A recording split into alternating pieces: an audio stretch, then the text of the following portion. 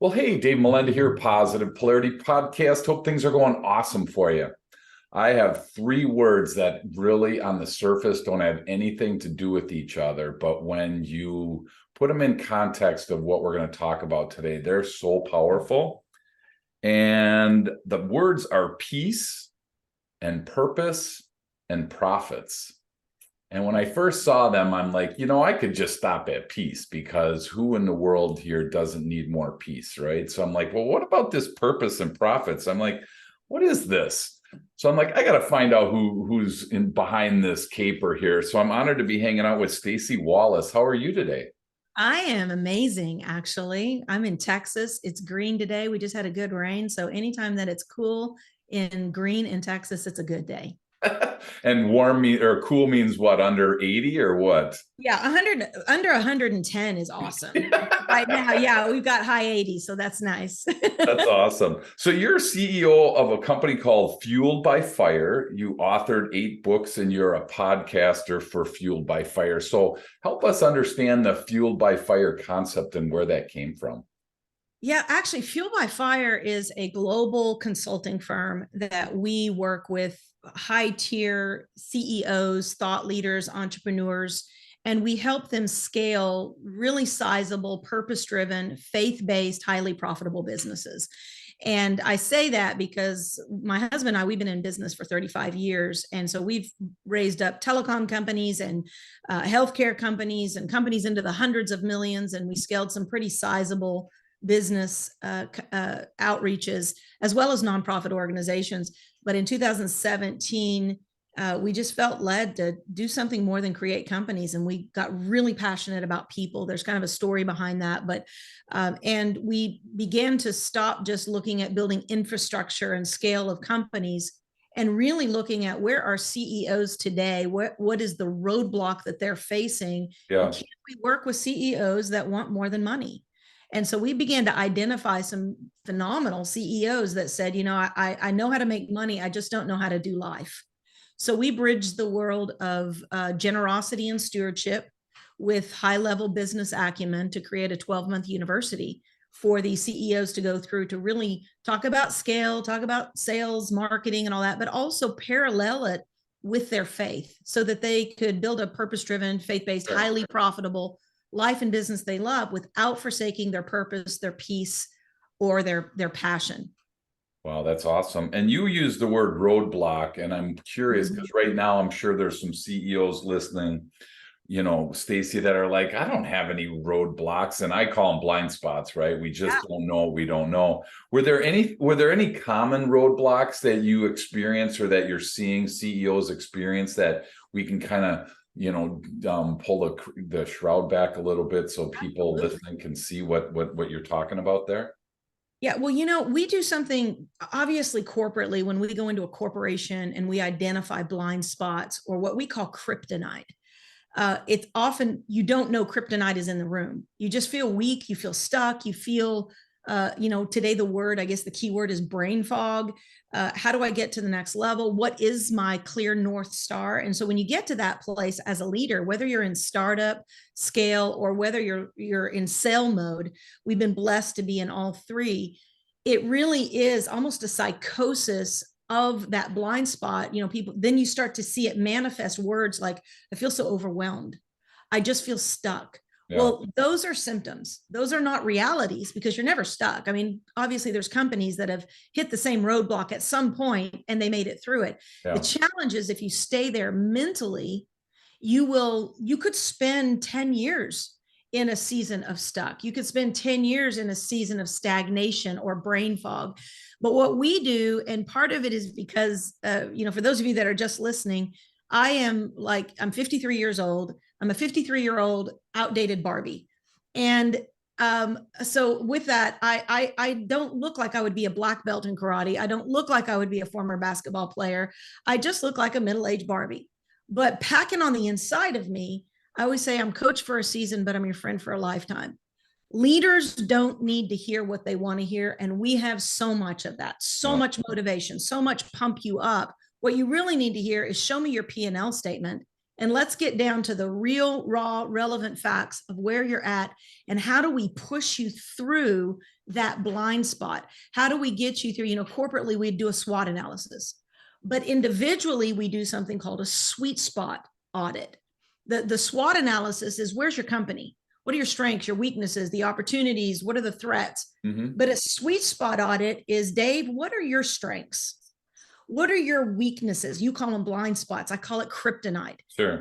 Maybe it's an addiction. Maybe it's bad timing. Maybe time scheduling is a real issue to you. Maybe you've got the wrong staff and you're so emotionally led that you're keeping them from their next season and you're keeping you from your next season. So kryptonite can show up in a lot of different ways. And then of course the rest of the sweet spot audit. But I think right now, especially knowing where the news is, where politics are, there's so much banter about the negative things that are going on in the world, about the recession, about, just where everybody is. Mm-hmm. If it gets on you, it can get in you. And if it gets in you, it can stagnate you to start thinking you're at a roadblock and you can't move forward. The truth is there is always a Roto-Rooter. There's always a way to get through whatever that pipe of indifference or challenges so that you can get to the other side.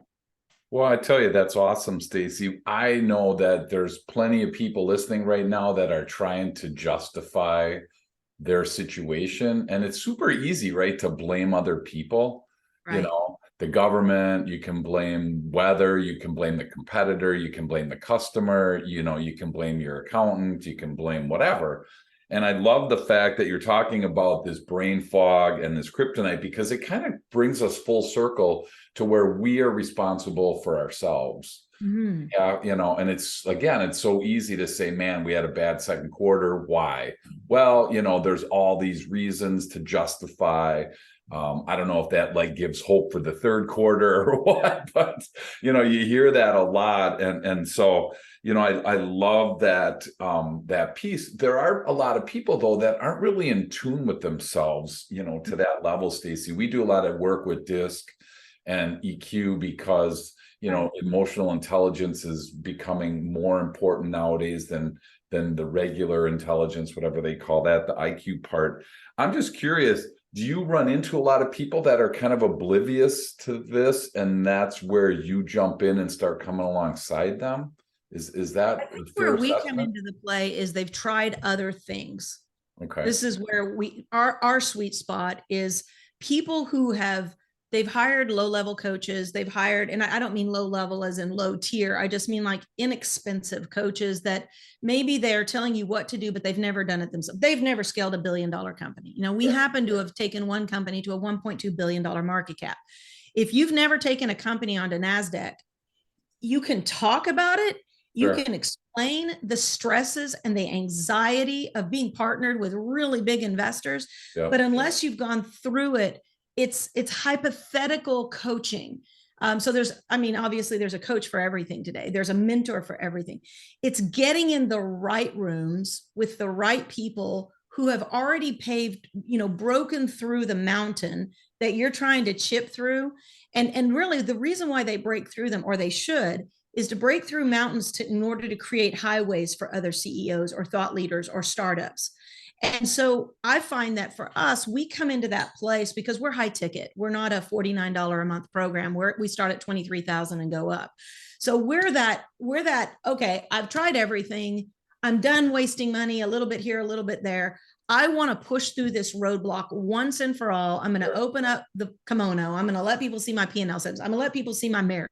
I'm going to let this team see the interworkings of my psychology so that for the rest of my life, I can push through this road, look back and say, I'm glad I did.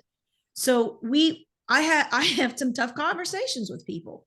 I talk to them about their addictions because you think, oh, it's not a big deal. I just, it's everybody does it until you look at your family, until you look at your productivity, until you look at your company.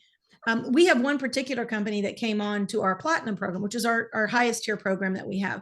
And they were 21 and 23 years old. Now, Dave, at 21 and 23, you're going through puberty still, right? So you got all kinds of emotions. Here's the thing is they had hit 6.9 million in growth. And then they were like, we don't know what we're doing. Like it was a really good 2020 oh my goodness, everybody wants tiny homes. So they were making sheds. They made these tiny homes. And then there's these young guys and they're like, we've just made 6.9 million. We don't know what to do with it. We don't even have a CEO. We don't have titles. We're just making sheds. So they were claiming bankruptcy. Sure. I happened to connect with them by happenstance. We have a nonprofit organization that we put women that we rescue and girls into tiny homes. Okay. And so I was looking for a tiny home manufacturer out here in Texas, and I happened on a Facebook ad. And so I clicked on it, I called it, and I got the CEO. He answered. Well, he wasn't the CEO at the time. I got the head guy, head 21-year-old. Sure. Yeah. We started talking and I started just speaking into his life. And he was like, oh my gosh, I need you. I read all about Zig Ziglar and I'm on your website and it says you were with him for 12 years and will you coach me? Well, at the time, we didn't have a platinum program. We didn't have that kind of coaching where we were fractional in a company. Sure. And but he needed a lot more than our mastery program provided. So we put together a program for him and his team, and we were able to help them scale from that point of bankruptcy to 13 million in 9 months. Wow. So think about this. Sure. That's the guy you're talking about. Yep. That's the CEO that you're saying they think they're stuck. Yep. They think they've got to claim bankruptcy. They've got this blind spot. But unless somebody really looks at what they've got and goes, wait a minute, you're sitting on a gold mine. Sure. Or they say, you're sitting on, and this is Simon Cowell, you should not be singing. You should not be on stage. Right. You should not give up your day job. Yeah. But you need that real, raw, relevant conversation with somebody who cares about you. Sure. Enough to help you push through that impasse. And how, this all takes like the word no one likes, and it's vulnerability. Right. I mean, this takes vulnerability. It's a challenge. I could just see in whatever program you're offering. If I walk in and I'm like, hey, everything's fine. I don't have any problems. Not addicted to nothing. Family's great. Life is great. I mean, why are you here then, right? Well, I just want to get better.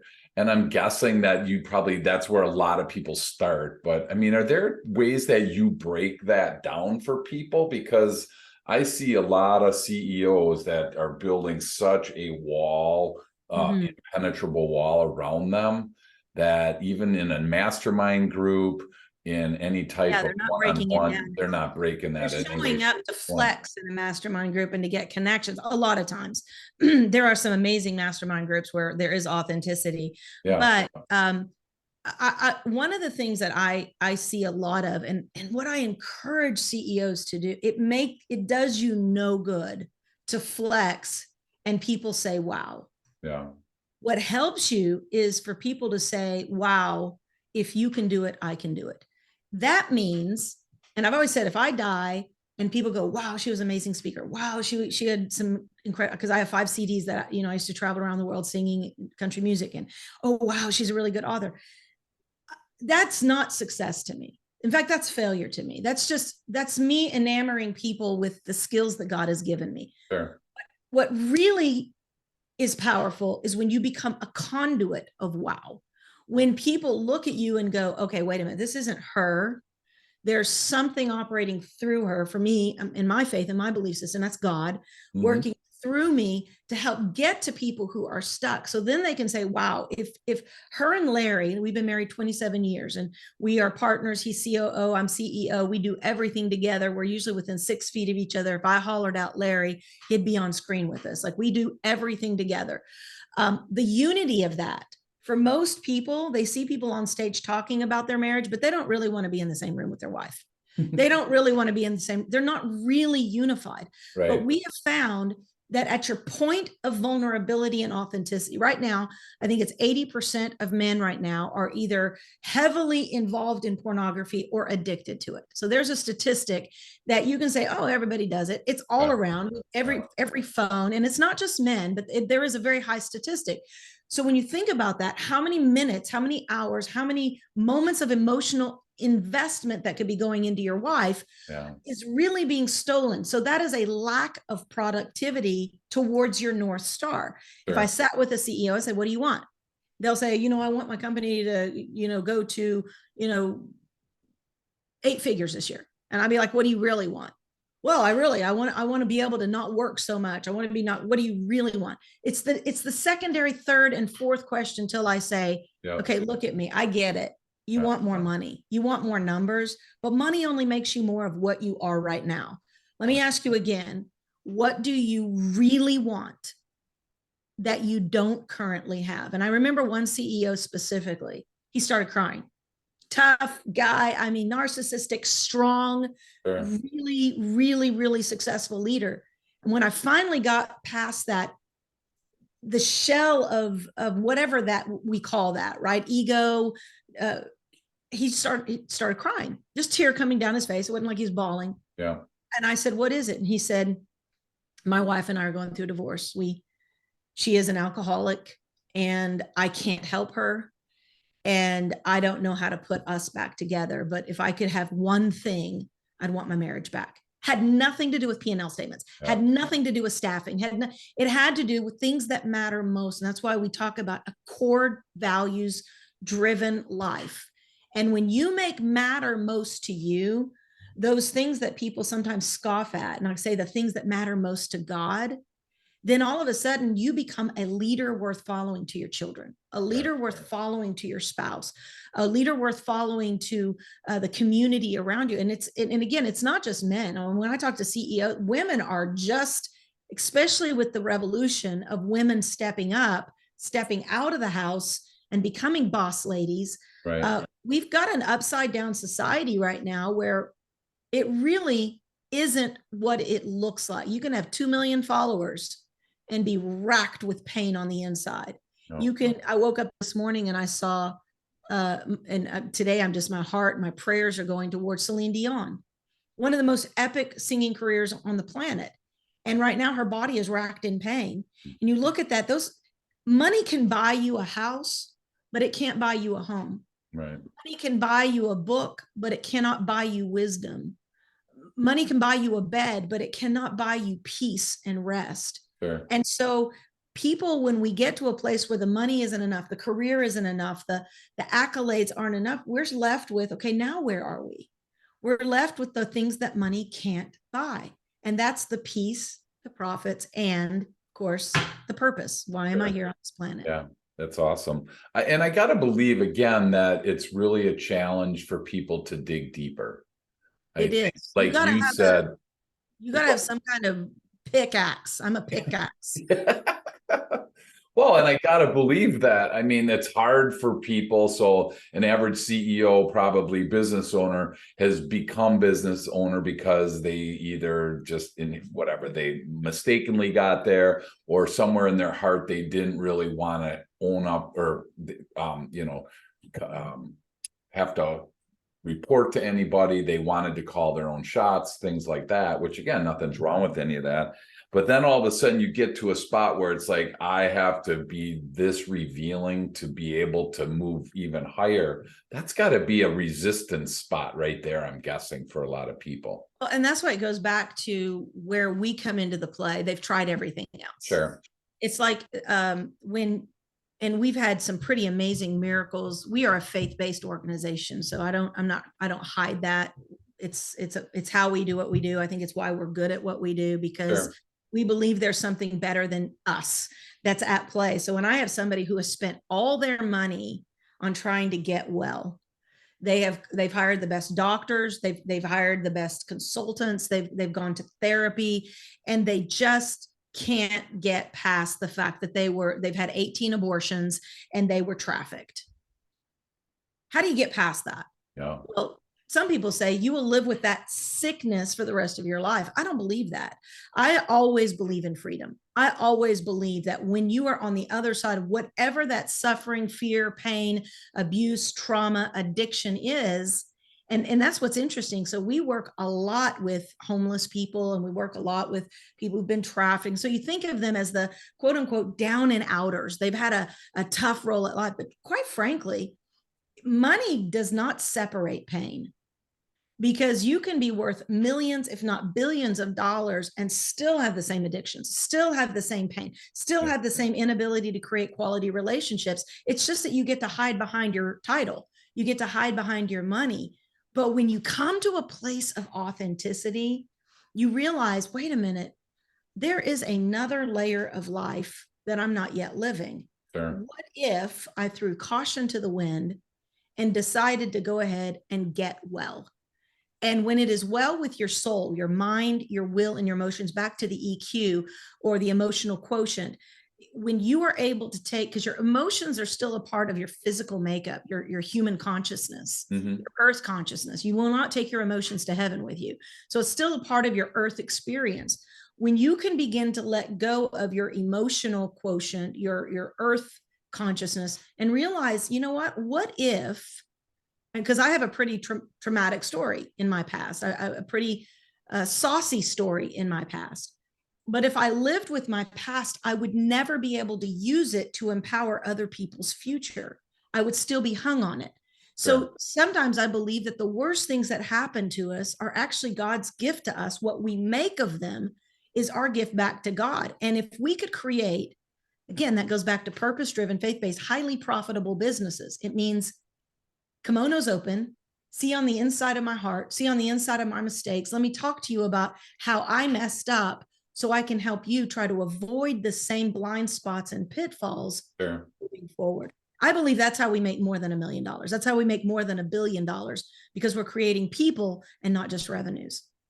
Well, and I think that we have to be in a safe place in order to feel comfortable to do that, though, right? Because again, if I open up myself and I get ridiculed or something negative happens there, I'm sure not going to do it again, right? So, I mean, so I'm assuming that a lot of your work is in a safe environment where there's no judgment, there's no condemnation, there's just, whatever, acceptance. How are we going to work through this type of thing? So is that safety pretty important, I'm assuming, in the work that you do? Incredibly important. It's incredible. So think about the women that have been trafficked.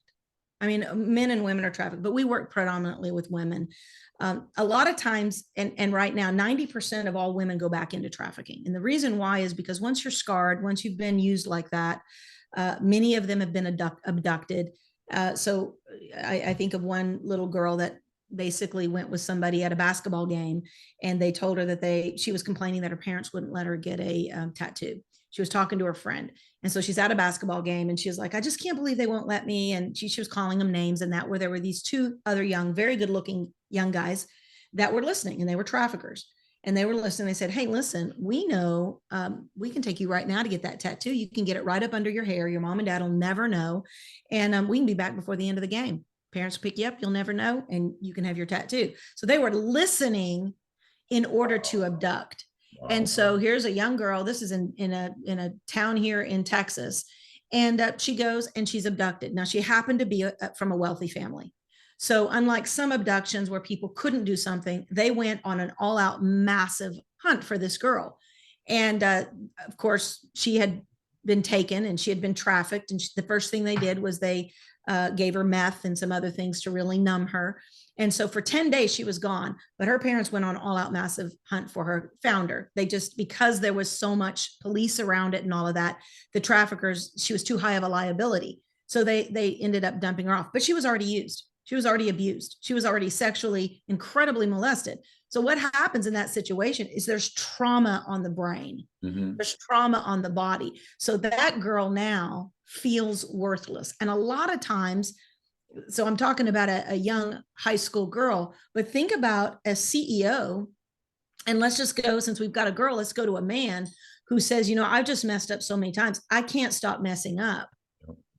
And so they believe this is the best it's going to get. I just need coping mechanisms. I need coping drugs. I need something, versus offering them freedom, complete freedom. And so it requires reprogramming.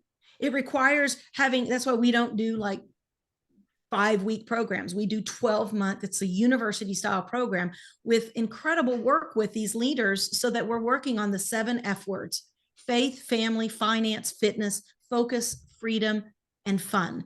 And when those things come together around your life, you realize, I could have settled for average just because I've made some mistakes, instead of leaning in to go, okay, what if I peeled back this onion, got to the core, and found out what is life like on the other side. I'll tell you what happens is what we see over and over again. Businesses flourish, relationships soar, new ideas. You know, my husband and I, we just invested recently to go into a 3-day CEO summit. I believe if you're the smartest person in a room, you better find new rooms. You've got to get in rooms where your brain is being challenged, where your business is being challenged. In one day out of that 3-day summit, I wrote out on a piece of paper 15 new revenue streams. Wow. And I realized I'm not going to do them all at one time, but those are 15 new revenue streams we can apply in 2024. Yeah. So that's just being in the room. That's being in a place where your mind is open to receive and you're not stuck, like we said earlier, in my own blind spot, in my own space where I can't see the next season. And so that's what we try to do. We create rooms. I say you're the sum of two things: the people you hang out with the most and the rooms you spend the most time in. So we create safe rooms, and we have incredibly gifted, certified consultants that are with us. And my husband and I, we love working at the high end with people because we understand the impasses that they're at because of the scale that we've had. So yes, it's an absolute necessity to have a safe place and also a place to fail forward. Yeah. You know, you get up, you fall down, you get back up. You fall down, you get back up, but just don't stop. Wow, that's awesome. We're going to turn the corner after this break. Awesome. What great stuff. Thank you so much, Staci, for sharing this. This is like, so sometimes it's hard to even be here because I'm thinking to myself, I'm like, what do I want the listener to really walk away with? And so I want to kind of, go to your peace, purpose, and profits thing a little bit, because again, who doesn't want all three of those, right? And I don't know if this is right. So when I wrote my book, Growing on Purpose, there was a formula that we came up with that was, you improve your customer's experience and you strengthen your team, you add those together and it equals profit. I mean, profit just automatically happens when those two things happen. Is it safe to say that peace plus purpose equals profit? Is that kind of, are you seeing that, or am I stretching that too much? No, I think there's a definite, I always say that that profits without peace is poverty. Okay. Because it's what are we gathering? Are we gathering material assets, or are we gathering something that is much more open to stewardship and generosity? If it's about things, then we compare ourselves with the Joneses, and that's all about profits. But and here's the thing, purpose is a big word in there, and it depends what people give meaning to purpose. Like, I believe that purpose is not what you do. That is a role. Purpose is why you are on the planet. So a lot of people, like moms, they say, my kids, all grown up now and they've left the house and I just don't know what my purpose is anymore. Sure. And it's because they made their role of mom or motherhood their purpose. And that is a small portion, a part of your purpose. If I'm a doctor and all of a sudden you're in a car accident, you're wounded and you can't do operations anymore, does that mean you've lost your purpose? No, you just have to change roles. You're probably not going to be a brain surgeon anymore. You're a football player and all of a sudden you get injured and your throwing arm goes out.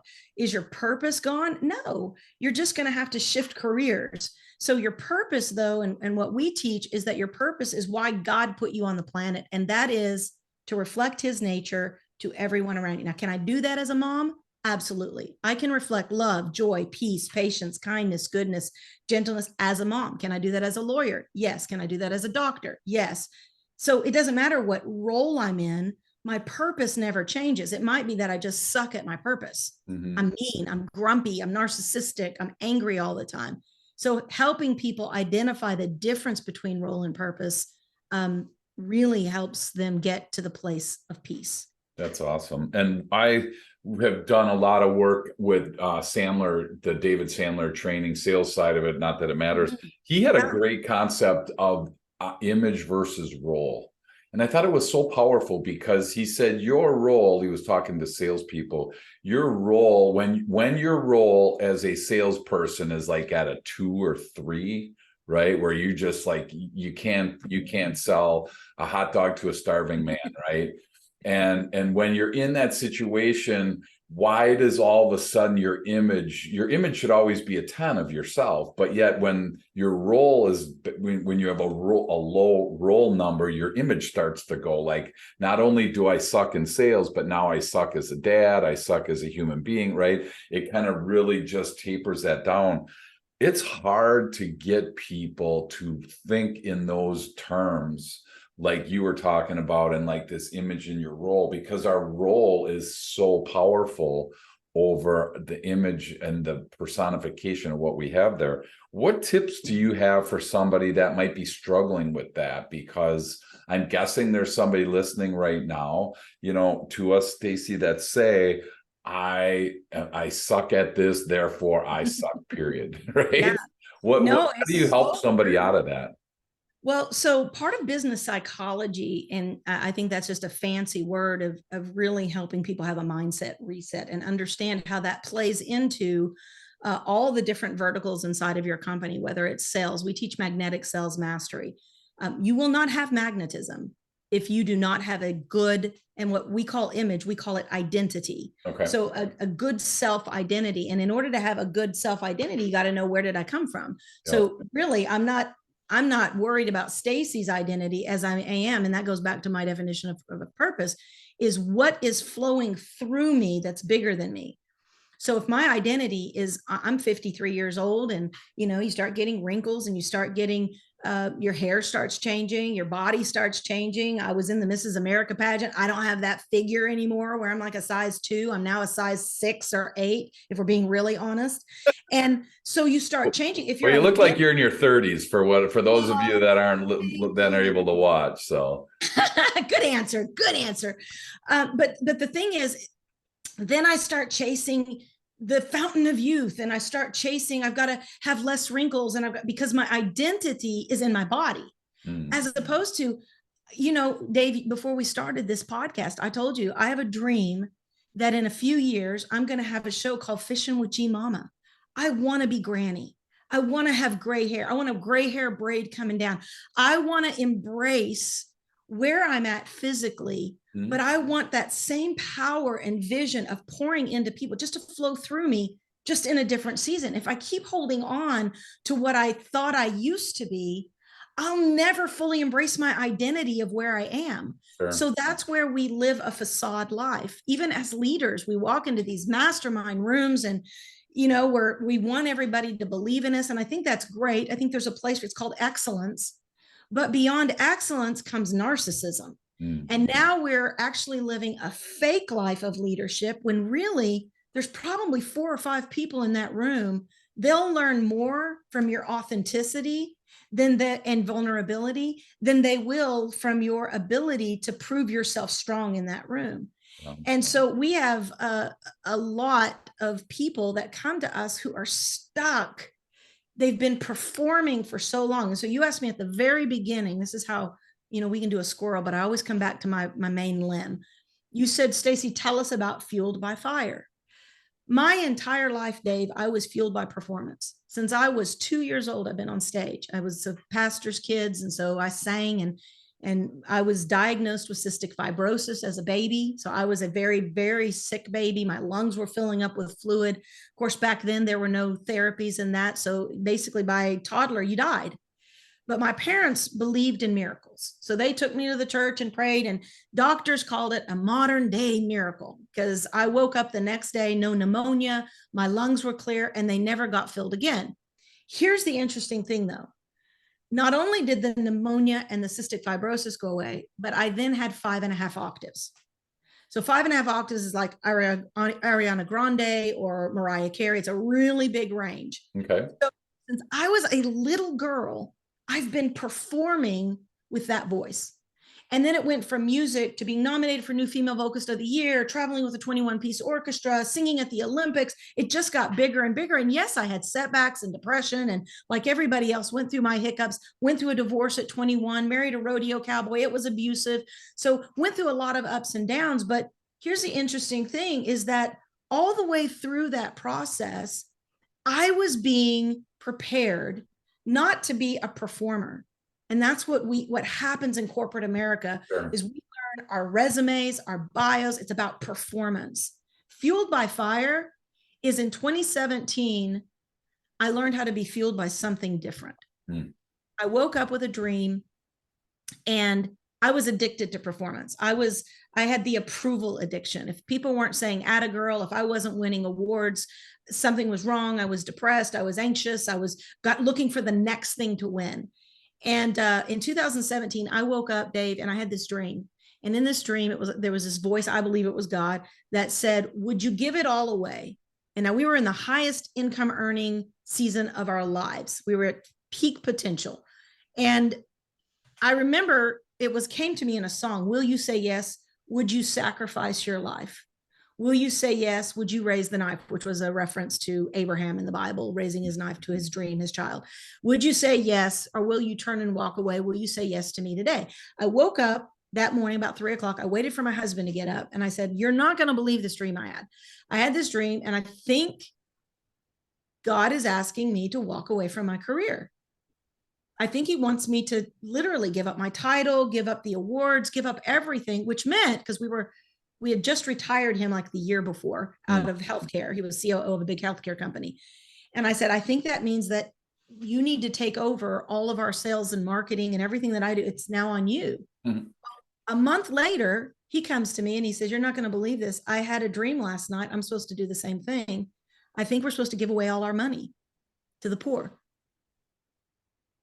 And I'm going to walk away from my career as well, my company, everything, my title." So in that moment, we went all in to what I didn't have an example for. I knew people that had gone through like bankruptcy and lost everything, Sure. but I didn't know anybody who was at the peak, except for a scripture in the Bible where it said, "Rich young ruler, would you give all your money away?" And he went away and said no. So we didn't have context. But Dave, we did that. And we began to give away all our money. We fed 10,000 homeless people in Dallas at the convention center. We worked with other leaders. We continued for 2.5 years. Wow. We gave to the point where we couldn't even get a belt for our son. My little girl was 16 years old. He was 17 years old.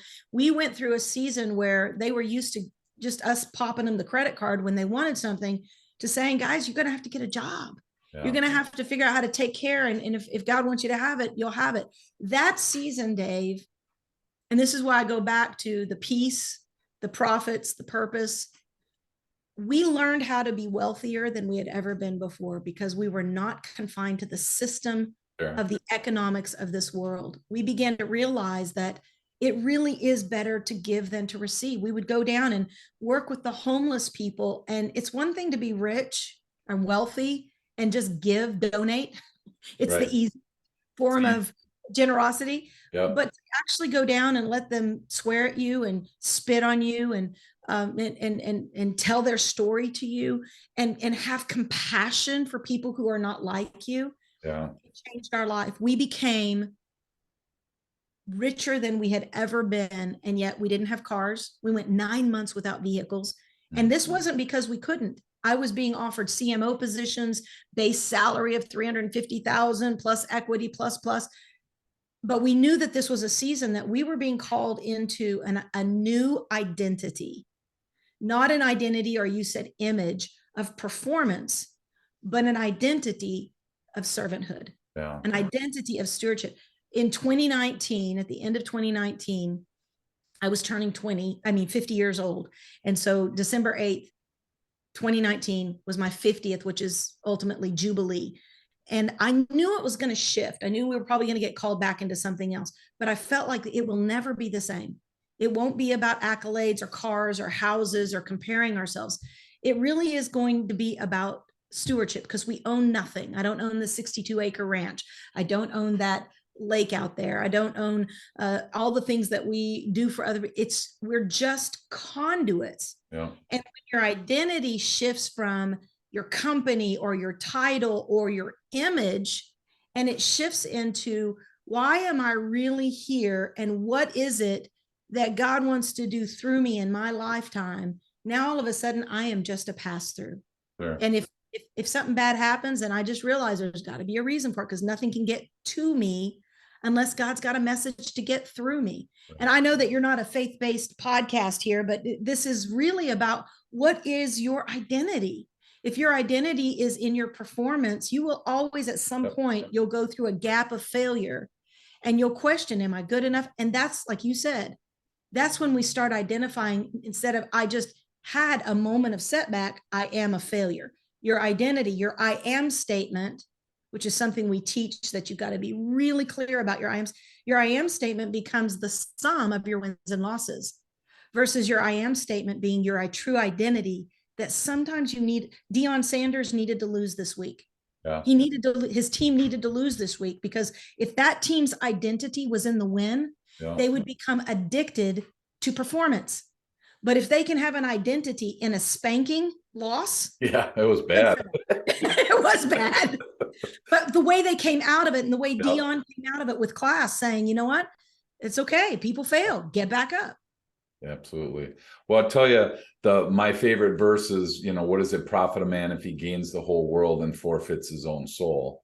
Right. And you can decide, what does it mean, both of those things. What does it mean to gain the whole world? You can decide what that means, and you can also decide what it means to forfeit your own soul, whether it's an eternal thing or it's in this world, where I feel like if we give in to that, and like you said, being plastic, being fake, having that fake image, let's be real, it's hard to walk into a room of whatever, your peers, and not try to, have a funny story, have a great idea, right? And maybe it's just me, so I'll just be vulnerable for me, but it's hard to not do that. And then you start thinking about what's your purpose there.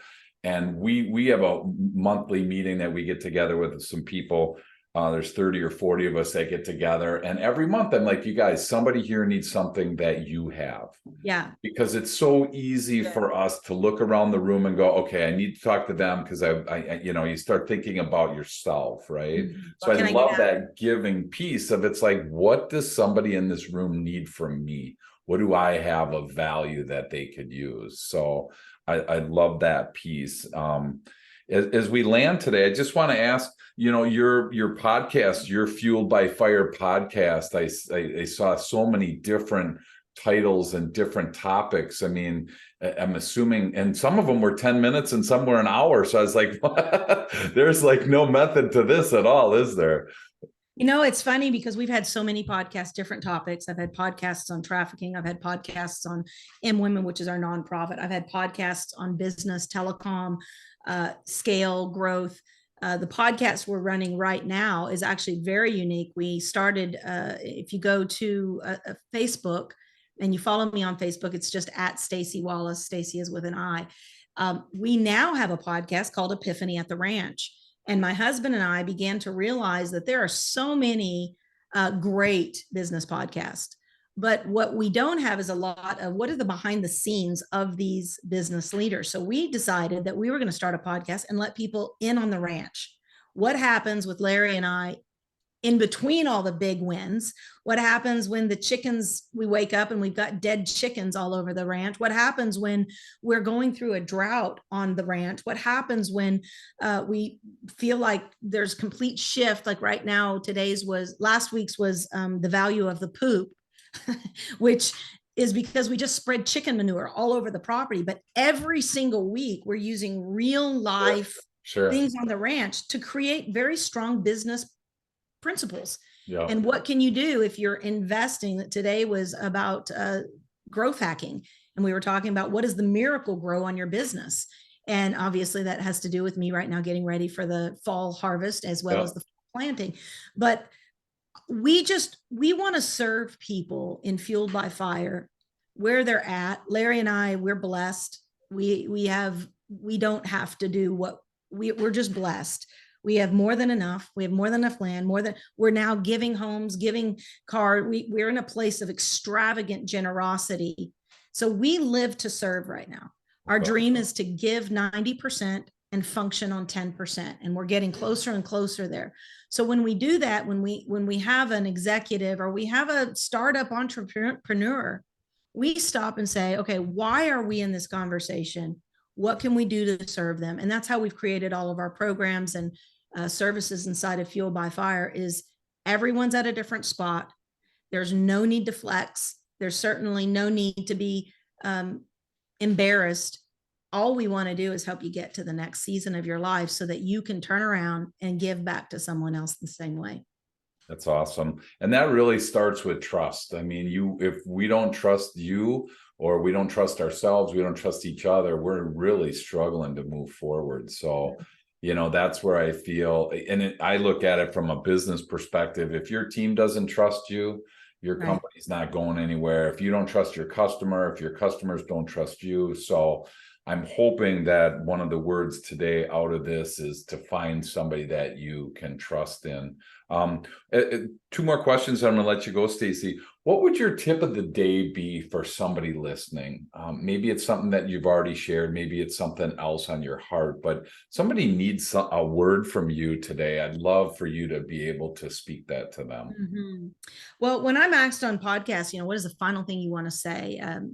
I always say the one thing I do that I think is the secret sauce to our success, being debt-free, owing no man anything but to love him, having true abundance in our lives.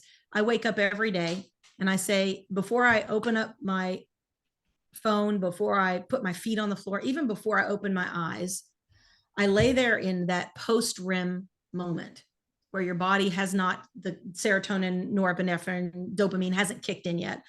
And I just say, good morning, God, what would you have of me today?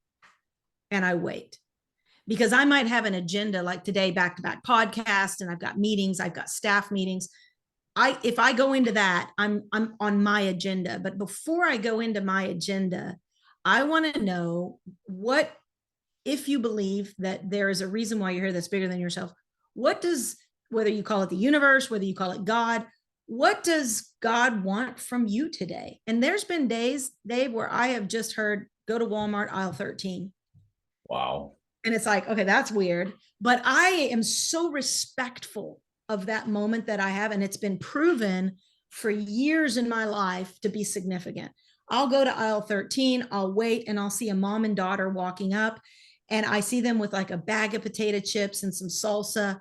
And I'll say, hey, I just feel like today I'm going to buy your groceries. It's not a lot, I know, but, oh no, you don't have to do that. No, I actually think God sent me here to buy your groceries. I do have to do this. Break down, instantly crying. We didn't know what to buy. We don't have money for groceries.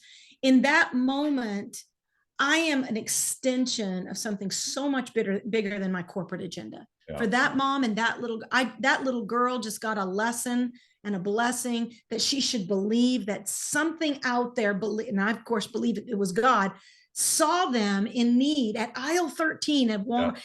Yeah. To think that you as a leader could step away from your agenda and your performance to go, what can I really do today? Yeah. That would be bigger than myself. So that is what I normally say, Dave. But to be honest with you, when you ask, Staci, what is the tip? I would say, suck it up, Buttercup.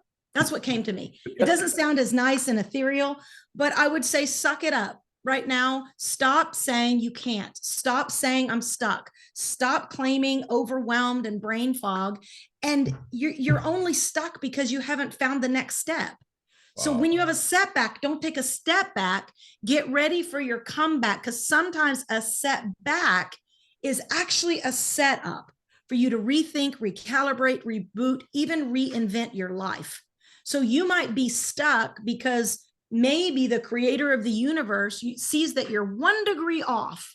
And if you keep going towards Hawaii and you're 1 degree off, you'll end up in the middle of the ocean. So instead of just claiming stuck, say, what do I need to do to rethink, recalibrate, get back on track so that you can do what it is you've been called to do? Wow, that's so cool. So that wasn't for anybody but me. So don't take anyone listening. That had nothing to do with you guys. That was all pointed right at me. I needed that today. So that's so cool. Staci, if people want to learn more about, Fuel by Fire, if they want to connect with you, if this really kind of inspired them to take a next step, what would the next step be for anyone listening today? Now, we do something every 6 to 8 weeks because we're so blessed inside of our university style programs and our consulting that we want to go back into the community and we want to give back. So every 6 to 8 weeks, we do a free, it's called Legacy Wealth Mastery course. It's 5 days where my husband, myself, and some of our other CEO mentors come in and we speak into the marketplace at a high level of business acumen, but also digging into, like I said, the pickaxe, some deep spots. And we do it online, so it's a safe place. Nobody's watching, you're not opening up. So you can go to FBF, which stands for Fuel by Fire, FBFchallenge.com, and get registered. If you're registering after one, just don't worry. There'll be another one that comes up because we do this every 6 to 8 weeks to give back. But FBFchallenge.com. And if you want to learn about the nonprofit and all that, just go to staciwallace.com, StaciWallace.com, and you'll learn all about everything that we do right there. Wow, that is awesome. FBFchallenge.com. So if you're sitting there right now and you are like, if you didn't get anything out of today, this is totally on you, because Staci poured her heart out to be able to share with you what some of the top producers in the world are doing. And again, it's on us. If we take and choose to pass on this, that's fine. Just don't get mad at me. Don't get mad at Staci. Looking back, I hope that you take a step towards something that was put on your heart today, rather than jump into your next podcast or jump into your next activity. Just sit with what just happened.